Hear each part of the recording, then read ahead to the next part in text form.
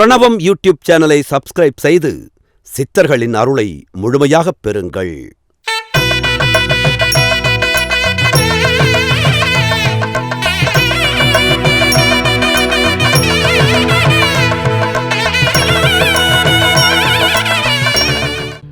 இதுதான் ஞான வெற்றிக்கான வழி. இங்கு அனுபவத்தால் அடையும் பக்குவமே ஞானம் என்று சொல்லப்பட்டாலும் அந்த ஞானத்தை அடைய வேண்டுமெனில் பேரண்டத்தின் அருள் இருக்க வேண்டும் என்பதுதான் உண்மை. ஆம், இந்த வாழ்வில் வலிகள், துன்பங்கள், வருத்தங்கள் என எல்லாவற்றையும் தந்து தக்க தருணத்தில் அந்த பேரண்டமே ஞானம் வழங்குகிறது. அந்த வகையில் ஞான வாழ்விற்குள் பயணிப்போருக்கு எண்ணற்ற நம்பிக்கை துரோகங்களும் ஏமாற்றங்களும் தான் இங்கு அதிகம் நடக்கும். எந்த நன்மைகள் செய்தாலும் அதன் பலனை அனுபவிக்க முடியாதது போன்றுதான் இருக்கும். அதன் காரணம் யாதெனில் அவை யாவும் வினை நீக்கமாகவும் வினை கழிவாகவும் நடக்கின்றது. இதனை உணர்ந்தவர்கள் இந்த வாழ்வில் நடக்கும் அனைத்தையும் ஏற்றுக்கொண்டு பயணிப்பார்கள். அவர்களே ஞான வாழ்வில் பக்குவம் பெற்று வெற்றியாளர்களாக மாறுகிறார்கள். அத்தகு ஞானம் பெற்றவருக்கு அவர்கள் கரும பலனை இந்த பேரண்டமே ஆட்கொண்டு வழிநடத்தும். அதன்பின் அவர்கள் தன்னை அறிந்து பிண்டமான மெய்யில் உணர்ந்து மெய்ஞானி ஆகின்றார்கள். அத்தகு அருளாளர்கள் வழிகாட்டிய வாழ்வை வாழ்ந்தால் இங்கு எல்லோருமே ஞான வாழ்வை வாழலாம். வாழ்வே வெற்றியாக மலரும். தன்னாலே வினைகள் தீரும். இங்குள்ள அனைத்துமே மாயை என்று உணராமல் வினை தீர்க்க உதவாத செயல்களை செய்து எதையோ நம்பி திசை தெரியாத இலக்கை வைத்து சண்டை சச்சரவுகளுடன் வாழ்வை வாழ்ந்து மடிந்து போவது வாழ்க்கை அல்ல. பிறவிக் கடனை தீர்ப்பதற்கு இந்த மாயைதான் அவசியம். அது இல்லை என்றால் இங்கு ஞானமும் இல்லை. ஆம், அந்த மாயையை வைத்துத்தான் மாய வாழ்வை வென்று பிறவியை நீக்க வேண்டும். இங்கு நான் என்ற ஆணவ மாயைக்கும் மெய் இயல்பிற்கும் உள்ள தூரம் அதிகம். இதனை புரிந்து கொள்ளாதவர்கள்தான் கோபதாபங்களுடன் விருப்பு வெறுப்புடன் வாழ்வை வாழ்கிறார்கள். அதுவே மெய் இயல்பை உணரப்பெற்றவர்கள் முதலில் எல்லோரை போன்று காமத்தின் வழியில் நடந்து அந்த கருமத்தின் வலிதனை உணர்ந்து அந்த அனுபவ ஞானத்தையே காமமாக்கி வாழும் வாழ்வுதான் மோட்சம் என்று உணர்ந்து வாழ்வார்கள். இங்கு எல்லோரும் ஊடல் கூடல்தான் காமம் என்று கருதுகிறார்கள். அளவிற்கு மீறிய உலக ஆசைகளில் இச்சை கொள்ளுதலே காமம் ஆகும். அப்படி ஆசைகள் வெளிப்படும் போதுதான் நம்முள்ளே ஆணவம் வெளிப்படுகிறது. அதுவே தனக்கான கருமத்தை தீர்க்க நினைப்பவர்கள் அன்பும் கருணையும் கொண்டு எதிலும் பொறுமையும் நிதானமும் கொண்டு நிற்க வேண்டிய இடமறிந்து நிற்பார்கள். அப்போது தன்னாலே அனைத்து மாயைகளும் விலகி ஞானம் வாய்க்கும். ஆசை அருமின்கள் ஆசை அருமின்கள் ஈசனோடாயினும் ஆசை அருமின்கள். ஆசைப்பட பட ஆய்வரும் துன்பங்கள் ஆசை விட விட ஆனந்தமாமே. திருமூலர். ஆக ஆசையில் அலைந்து பக்தி செலுத்தி அடையும் பொருளல்ல இறையருள். இறைவனை அடைய வேண்டும் என்ற ஆசை கூட துன்பமான பிறவிக்குத்தான் வழிவகுக்கும். ஆலய வழிபாடு பூசைகள் செய்வதினால் எவருமே இறையை அடைய முடியாது என்ற தெளிவு வேண்டும். சில பழைய ஆலயங்களில் ஞானியர்கள் ஜீவ அடக்கமாகி இருப்பார்கள். அங்கு மட்டுமே அருளலை நிரம்பி இருக்கும். புதிதாக கட்டப்பட்டுள்ள எந்த கோவிலுக்கும் எந்த அதிர்வலையும் இருக்காது. தன் தேவையையே நோக்கி கடவுளை துதிப்பது என்பது இறை வழிபாடு அல்ல. புறச் செயல்கள் அனைத்தும் அஞ்ஞானத்தின் வெளிப்பாடுதான். அதாவது அருள் உள்ளவர்களுக்கு பொருள் உள்ள இடத்தில் எந்த வேலையும் இல்லை. அதுபோல் பொருள் உள்ளவர்களுக்கு அருள் உள்ள இடத்தில் எந்த வேலையும் இல்லை. இதை உணர்ந்து பயணிப்பது அவரவர் கரும பலனே அன்றி வேறல்ல. இன்று விஞ்ஞானிகள் முதல் சாமானியன் வரை பலரும் கடவுள் கல்லில் இருப்பதாக நம்புகிறார்கள். சிலர் அந்த கல்லை பூசைகள் செய்து பிழைப்பிற்காக மக்களை ஏமாற்றி பாவத்தை சேர்க்கிறார்கள். ஏழை எளியோருக்கு துளியும் தான தருமங்கள் செய்யாத எத்தனையோ நபர்கள் கடவுள் பெயரில் பொருளை வாரி கொடுத்து அவர்கள் எப்படி மாண்டு போனார்கள் என்பதை எவருமே சிந்தித்து பார்ப்பதில்லை. இன்னும் சிலர் கௌரவம் கருதி போட்டி வழிபாடுகள் செய்கிறார்கள்.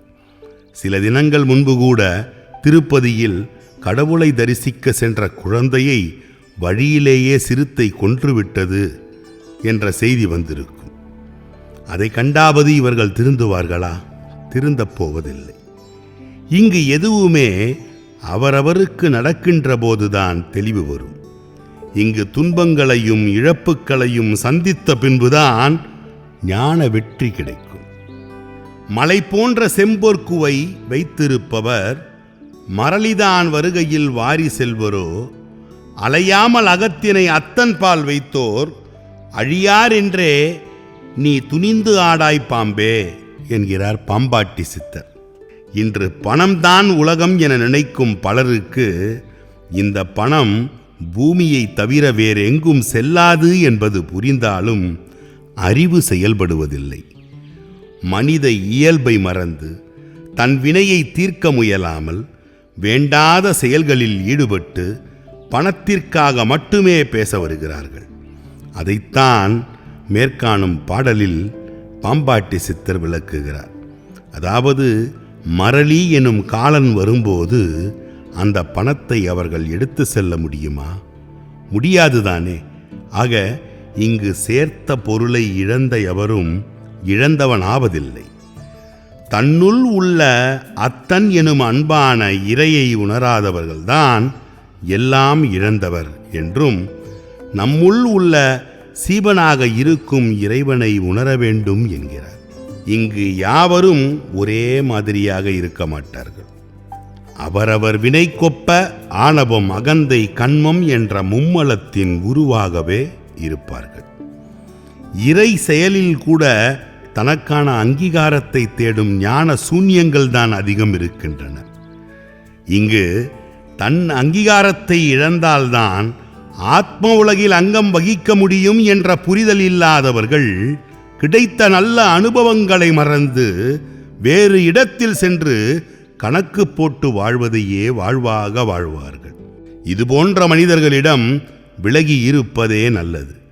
நல்லவர்கள் போன்று காட்டிக்கொண்டு நடிப்பவர்கள் எந்த தொண்டில் நுழைந்தாலும் அந்த நல்ல செயல்களும் உருப்படாது. அதுதான் சிலரின் வினைக்கட்டம். அவர்களின் வினையே அவர்களை தடுத்துவிடும், நல்ல செயல்களை தகர்த்துவிடும். பக்தி வாழ்வு என்பது எதிர்பார்ப்புடையது. ஞான வாழ்வு என்பது எதிர்பார்ப்பற்றது. இங்கு ஞான வாழ்வை தேடுபவர்கள் எதையும் ஏற்றுக்கொண்டு குருமார்களின் பாதையில் நெறியோடு நிலைத்து நிற்பர். இன்பம் ஒரு மாயை எனில் மறுபகுதியான துன்பமும் மிகப்பெரிய மாயைதான் என்பதை உணர்ந்து, இங்குள்ள எதுவுமே வினை பயனாக நம்மை பக்குவப்படுத்தவே வந்துள்ளது என்றுணர்ந்து எதையும் ஏற்றுக்கொண்டு பயணித்து பூரண ஞானம் பெற்று வெற்றி அடைகின்றனர். அத்தகையோரை யாரும் புரிந்து கொள்ள முடியாது. ஏன், குடும்ப உறவுகளே எதிரியாகத்தான் பார்க்கும். நாடி வந்த சுற்றமும் ஓடோடிவிடும். எது நடந்தாலும் தன் கடன் பணி செய்து கிடப்பதே என்று வாழ்வதுதான் ஞான வாழ்வின் வெற்றியாகும். அதனை உணர்ந்த அவர்கள் தனித்தே தனித்துவத்துடன் இருப்பார்கள். ஆக எத்தனை பெரிய துன்பம் வந்தாலும் எந்த நிலையிலும் பிறரின் பொருளுக்கு அலையாமல் தன்னையே இழந்து நல்ல கொள்கைகளுக்காக நிற்கும் அவர்களுக்கு மட்டுமே அருள் ஞானம் கிடைக்கப் பெறும். இங்கு அருள் ஞானமின்றி அறியாமை விலகாது, துன்பத்தை போக்கவும் இயலாது என்பதை உணர்ந்த அவர்கள் இயல்பில் இறை அனுபவ உணர்வுடன் வாழ்ந்து தான் பெற்ற இறை அனுபவத்தை உரியோருக்கு மட்டுமே சொல்லியும் தருவார்கள். இந்த பிறப்பும் இறப்பும் பேரண்ட நியதி என்பதை உணர்ந்து இங்கு நடப்பது அனைத்தும் வினை நுட்பம் என்று தெளிந்து தன் எல்லைக்குள் நின்று விடுவார்கள். ஆக இந்த மனித வாழ்வை கடந்து ஞான வாழ்வில் வெற்றி பெற வேண்டுமெனில் உடலையும் உள்ளத்தையும் தூய்மையான நிலையில் வைத்து சிரத்தையுடன் மக்கள் சேவை செய்ய வேண்டும். நல்ல செயல்கள் செய்வதில் தயக்கம் காட்டவே கூடாது. யார் பிரிந்தாலும் யார் விலகினாலும் நம்முடைய பணியை சிறப்புடன் செய்ய வேண்டும். நமக்கு எத்தனை துரோகங்கள் நடந்தாலும் குறைகள் சொன்னாலும் நம்முடன் இருந்தே நம்மை அவமானப்படுத்தி மகிழ்ந்தாலும் அனைத்தும் வினைக்கழிவு என்று மன்னித்து கடந்துவிட வேண்டும். இங்கு நல்லதை எடுத்து சொல்வதற்கு முன்பு முதலில் நாமே எடுத்து காட்டாக வாழ்ந்து காட்ட வேண்டும். பிறர் பொருளுக்கு ஆசைப்படாமல் வாழ்ந்து நாம் இங்கு பெற்ற அனைத்தையும் கொடுத்து விட வேண்டும். இங்கு நாம் தனித்து வந்ததை உணர்ந்து தனித்தே பயணிக்க வேண்டும்.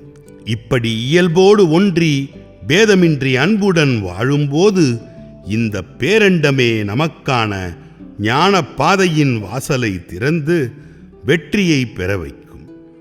வாழ்வோம், வாழ்விப்போம். பிரணவம் யூடியூப் சேனலை சப்ஸ்கிரைப் செய்து சித்தர்களின் அருளை முழுமையாக பெறுங்கள். ஞான வழியில போகணும்னு ஆசை உள்ளங்க, போரும்பா இந்த உலகம் போரும்பா அப்படின்னு ஞான வழியில போகணும்னு ஆசைப்படுறவங்களுக்கு, தமிழ்நாட்டில் சித்தர்களுக்கு ஞான திருஷ்டியில வந்திருக்கிற அத்தனை இன்ஃபர்மேஷன்ஸ் எல்லாத்த பத்தியும் ஆழமான கம்ப்ளீட் தகவல்கள். It's an excellent magazine. அருளாளர்கள் 1000. ஆசிரியர் ஜீவ அமிர்தம் கோ. திருமுருகன்.